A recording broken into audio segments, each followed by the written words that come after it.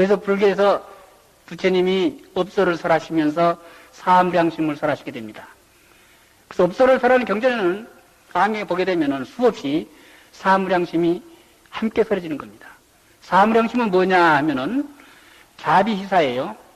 자라는 것이 사랑 자자죠. 비라는 것이 슬플 비자.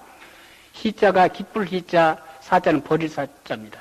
그래서 자비희사의 마음을 시방에 가득 채워서 논의러라.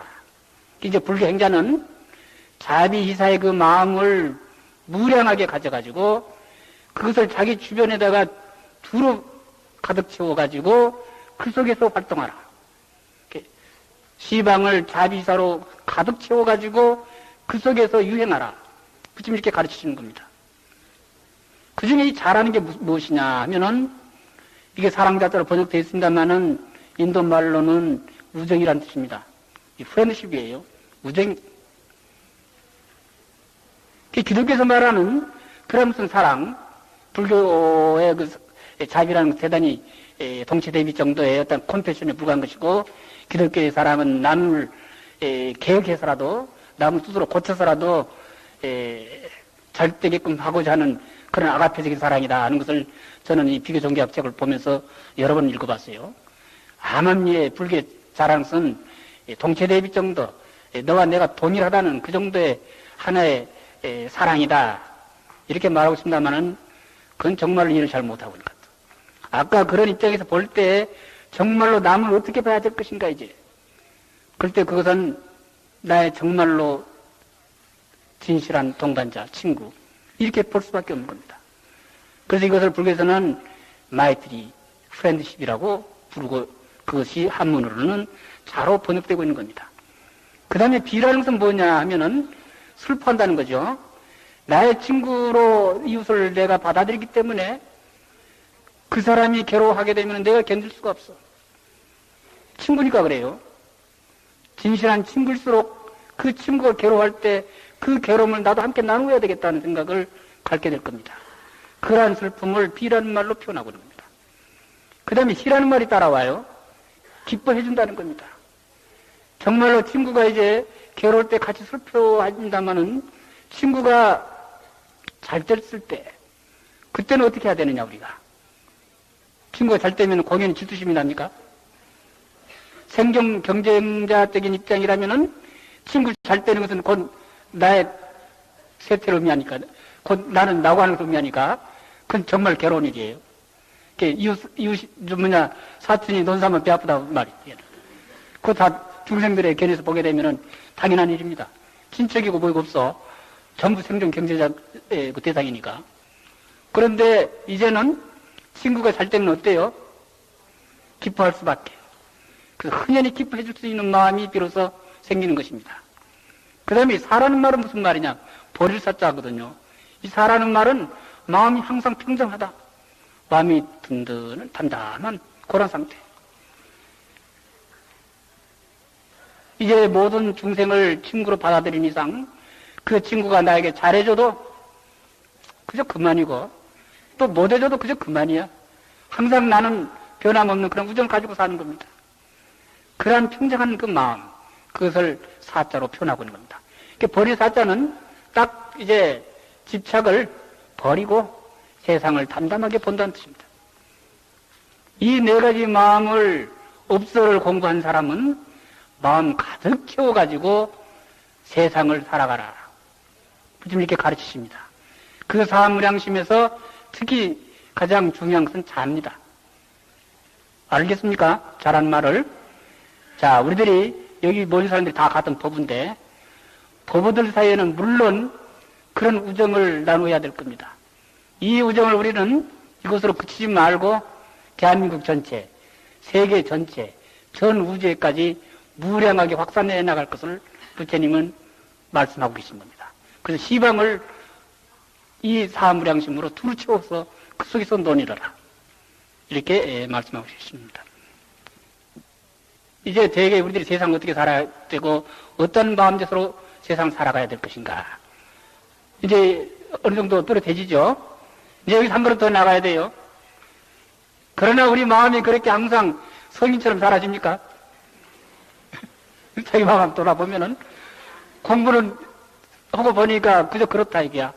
금방 가면은 다 잊어버리고 금방 적대심 일어나고 우리 마음이 그러지를 못해.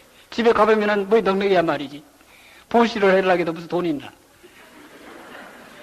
이런 생각을 괜히 갖게 되는 겁니다. 그렇기 때문에 부처님은 이제 그런 마음 용서하지 않아요. 그래서 너희들이 일상생활을 살아갈 때 항상 버릇을 들여야 된다. 이제는 지금까지 익혀온 버릇이 하도 무거우니까 그 버릇을 버리고 새로운 좋은 버릇을 들여가야 돼. 그 버릇은 쉽게 이루어지지를 않아요. 그래서 5가지 버릇을 이제 새로 드릴 것을 저희들에게 부탁을 하십니다. 그게 뭐냐 하면은 절대로 뭘 죽이지 말아라. 도둑질하지 말아라. 잘못된 사랑을 하지 말아라 이게야. 간음하지 말아라는 겁니다. 거짓말하지 말아라. 술 마시지 말아라 이게야. 이것을 5개라고 설하고 있습니다. 아한경에 설해지고 있는 가장 기본적인 5가지 버릇입니다. 개라는 말은 인도말로 하면은 실라라는 말인데 헤비트로 번역돼요. 무엇을 습관 들인다. 근데 이것은 계속 몸에 배도록 해야 돼요. 그게 사실은 잘 안 됩니다. 술 먹지 말라 해도 술 안 먹을 사람이 몇 분이나 계신지 모르겠어요. 술 안 먹은 사람은 담배도 끊어야 되는 겁니다, 사실은. 그러나 그 5가지를 지니는 데 있어서 이제 문자 그대로 지키라는 말은 아닙니다. 이게 불교가 다른 종교와 또 다른 점이에요. 그 당시 자이니즘에서는요, 불교와 비슷한 이런 5가지 계율을 설하고 있었습니다. 거기서 살생하지 말라 그랬어요. 불교가 똑같지 않느냐. 그런데 거기에서 말하는 그 살생은 글자 그대로 죽여서는 안 돼요. 그렇기 때문에 한번 정해진 계율은 절대로 그것은 범해서는 안 된다. 이유를 막론하고 범해서는 안 돼요. 그래서 불교보다도 훨씬 더 계율면서 철저한 것이 자이니즘입니다. 그래서 자이나 교도들은 농사도 못하게 됐습니다. 업은 물론 못하고 농사도 못하게 되는 겁니다. 왜? 벌레를 많이 죽이게 되니까. 농약 써서는 안 돼요, 요새같이. 그래서 할 일이 없어요, 자이나 교도들은. 그래서 할 수 없이 장사하게 됐어요. 장사하면은 이익만 보면 되니까 무엇을 죽이지는 않아도 되는 게. 그래서 그 덕택에 자이나 교도들은 오늘날 인도 상권의 90%를 차지했다는 말을 하고 있어요. 소수 종교인입니다만은 인도의 경제권을 쥐고 있다는 거예요. 2000여 년간 장사만 해왔으니까. 그러나 불교에서의 이 5개라는 것은 그 정신적 기반이 뭐였느냐? 그것은 자비에 입각한 겁니다. 또 더 내려가면 뭡니까? 선의 개념. 선악의 그 선의 개념이에요. 따라서 정말로 선업을 하기 위해서는 술도 먹을 때는 먹을 수밖에 없다 할 때가 오거들랑 잡수세요. 고기도 먹어서는 안 된다. 하지만은 제가 볼 때는 그래요. 그 고기를 먹어서 안 된다는 것은 불살생계에 입각해 있는 겁니다. 죽여서는 안 된다는 게요. 그래서 저는 가끔요, 어디 가서 조금은 법에서 이야기를 하면은 꼭 보살님들이 저한테 물어봐요. 우리 집 사람은 추어탕을 그렇게 좋아하시는데 그 시장에 가서 추어를 사다가 해드리는 게 그것이 이제 해도 좋은 것입니까? 말아야 될 것입니까? 추어탕. 남자들이 되게 좋아하거든요. 근데 그것을 어떻게 대답해야 됩니까? 그럴 경우에. 그 추어탕을 해드려가지고 그 자기 집 사람이 또 자기 그 바깥 사람이 정말로 일을 잘하고 건강을 회복해가지고 좋은 일을 많이 할 수 있다면은 해드려야 돼요. 근데 술이나 마시려고 한다 하면은 추어탕이 아니라 뭐 배고프다고 해서는 안 되는 거야. 그건 절대로 안 돼요. 계율의 바탕은 자비고 자비의 바탕은 선입니다. 그 선의 바탕은 뭐냐? 모든 사람의 안락을 위하고 있는가? 이걸 생각해 봐야 되는 거예요. 모든 사람의 안락을 위하고 있는가? 자기만의 안락을 위하고 있는가? 자기 집만의 안락을 위하고 있는가?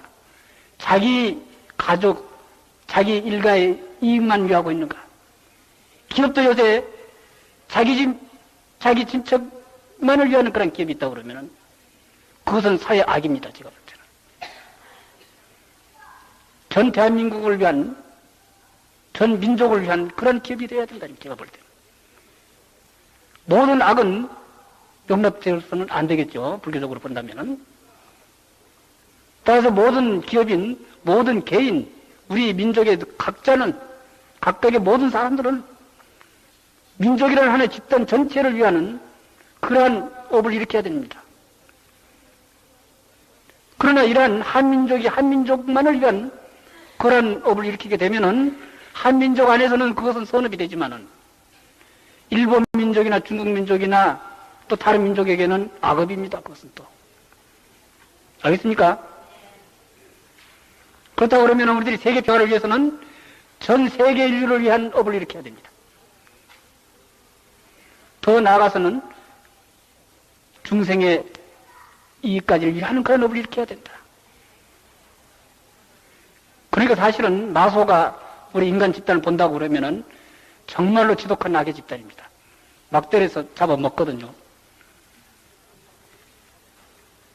그래서 부처님은 일체 중생을 정말로 같은 친구로서 맞이하라.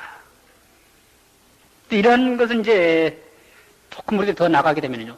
그러면 불교적으로 세상을 살다가 보면은 적도 없고 뭐 아무것도 없으니 적이 쳐들어와도 그러면 가만히 발 벗고 앉아야 되지 않겠느냐. 이런 생각까지 이제 일으킬 사람이 있어요. 총대 매려서는 안 되겠구나 하는 생각을. 그런데 그게 또 잘못인 것입니다. 부처님은 거의 다 생각을 하고 계신 거야. 그렇게 업인 과보의 그런 법칙은 전 중생에 미쳐야 합니다마는, 그러나 그 속에서도 한 사람이 한 사람에게 특별히 잘해줬다. 모든 것을 희생하면서 잘해줬다 하면은 그 사람 은혜를 잊어야 되겠어요? 그 사람의 그 은혜만큼, 그 사람이 나에게 베풀어준 만큼 나도 거기에다가 갚아드려야 되겠다 하는 그런 법칙이 업설의 이론으로 볼 때 당연히 성립하겠죠. 그렇지 않아요? 모든 업일에는 판식회에 상응한 과보가 따라가니까. 따라서 보편적인 일체 중생을 다 같이 친구로 받아들이라는 그런 불교의 보편적인 윤리 위에 한 걸음 더 나가게 되면은 이제 특별한 그런 윤리가 성립하는 겁니다. 많은 사람 중에서도 가장 자기에게 많은 은혜를 주신 분들이 누군가? 부모 아니겠어요? 스승 아니겠어요? 부처님이겠죠. 그래서 그 분은 우리들에게 가장 깊은 은혜를 베풀어주는 그런 분들입니다. 따라서 그런 분에 대한 은혜는 우리들이 잊어서는 안 돼요. 보편적인 윤리라 해가지고 그렇게 특수하게 베풀어진 은혜에 대해서 잊을 수는 없을 겁니다. 따라서 부처님은 보편적인 윤리 위에 다시 특수한 윤리를 설하고 계시고, 그러한 것이 우리들의 암경의 육방예경 같은 데서 볼 수 있는 겁니다. 특히 부처님은 부모에 대한 은혜를 대단히 강조하고 계십니다. 그래서 그 은혜를 설하시는데 이게 불교의 지은 보은의 교설이라는 거예요. 이러한 그 은혜 교설, 이러한 은혜 교설은 다른 종교에서는 참 찾아볼 수 없는 거예요. 저는 한번 이 은이라는 개념이 우리 불교에서는 보통 부모에 대한 효를 은을 중심으로 생각하게 되는 겁니다. 그래서 부모 은정경도 보게 되면은 부모님이 십종 막대 은을 저희들에게 베풀어 주셨으니까 그 부모에게 대해서 보은의 행을 해야 되는 것이다. 이게 불교에서 말하는 효입니다. 근데 이러한 그 은혜 개념이 우리 사회에 지금 참 정착이 잘 돼 있어요. 우리 한국 사회는. 그래서 저희들도 이제 곧 맞이하게 됩니다만은 졸업 시즌만 되면은 저희들은 꼭 사은혜를 받습니다. 스승의 은혜를 갚는다는 거예요, 제자들이. 스승의 은혜, 부모의 은혜. 이 은이라는 개념이 참 우리 사회는 정착이 깊이 되어 있는데, 이게 유교에서 온 개념인가 하고 저는 처음에 생각을 했었어요. 그래서 한때 그 방면 논문을 쓴 일이 있습니다. 그래서 유교에 관한 책을 거의 다 섭렵해 봤어요. 섭렵해 봤더니 은이라는 개념이 거의 나타나지 않는다는 것에 놀랐던 것입니다. 거의 나타나질 않아요.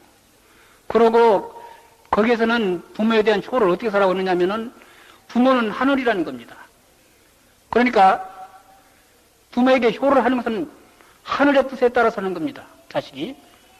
부모가 어떻건 간에 자식은 마땅히 효를 해야 되는 거예요. 그래서 부모가 어떻게 해야 된다는 말은 유교문헌에 별로 많이 나타나질 않았어요. 아들이 어떻게 해야 된다는 말만 잔뜩 써져 있어요. 또 국왕이 백성들에게 어떻게 해야 된다는 말은 별로 없어요. 보니까 백성들이 어떻게 국왕에게 충성을 다해야 된다는 말만 잔뜩 씌어 있는 겁니다. 근데 불교 아함경을 보게 되면 그렇지를 않아요. 백성이 국왕에게 어떻게 해야 된다는 말은 아함경에 별로 안 나옵니다. 대신 국왕된 자는 이게 아함경 전륜성왕으로 나옵니다.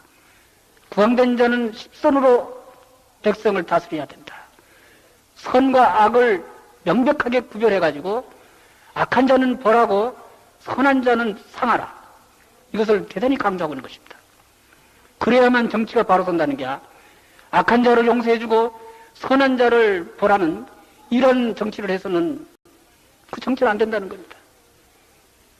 국왕된 자가 어떻게 세상을 다스려야 될 것인가를 불교 경전은 정말로 많이 설하고 정반대로 되어 있어요. 또 이제 효의 문제에 있어서 보게 되면은요, 자식이 부모에게 어떻게 돼야 하는 말도 물론 나오지만은 부모가 자식에게 어떻게 은혜를 베풀었는가, 이게 많이 설해지고 있다는 겁니다. 따라서 그러한 부모의 은혜를 우리들은 잊을 수가 없지 않겠느냐.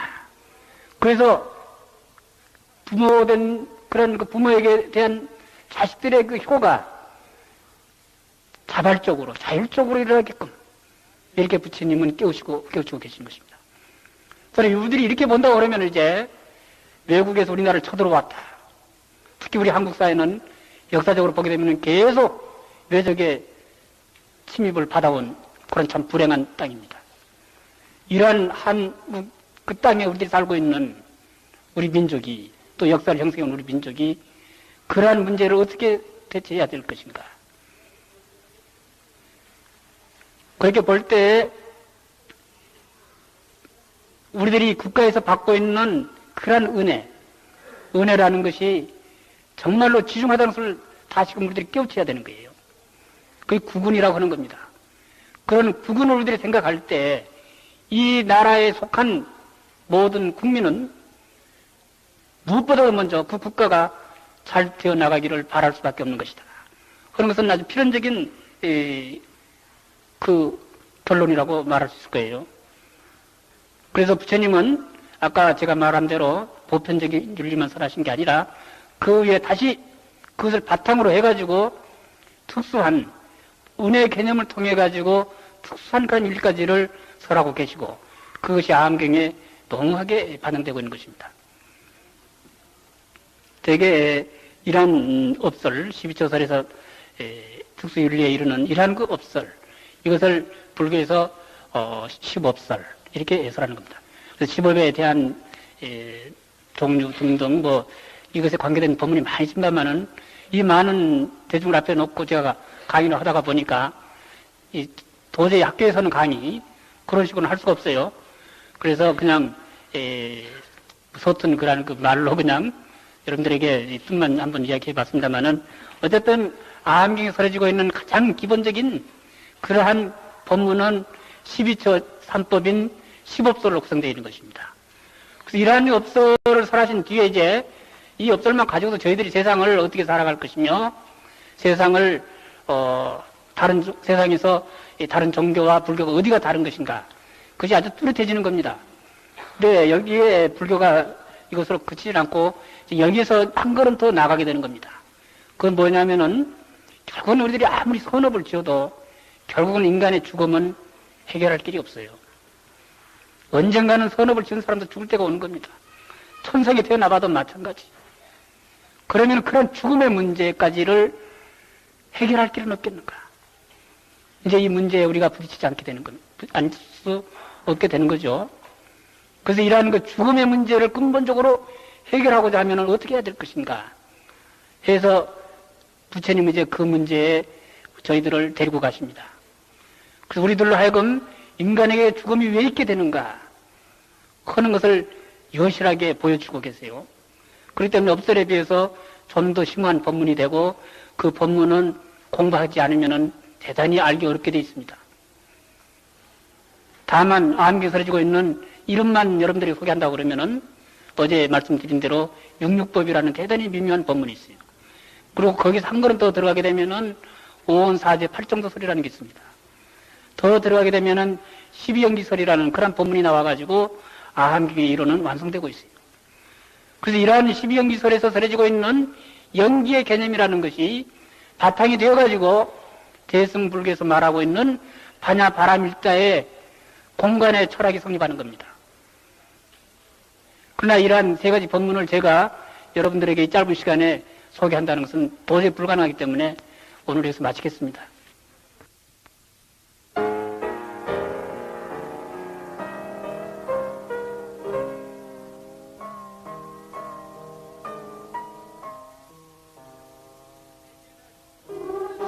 Amen.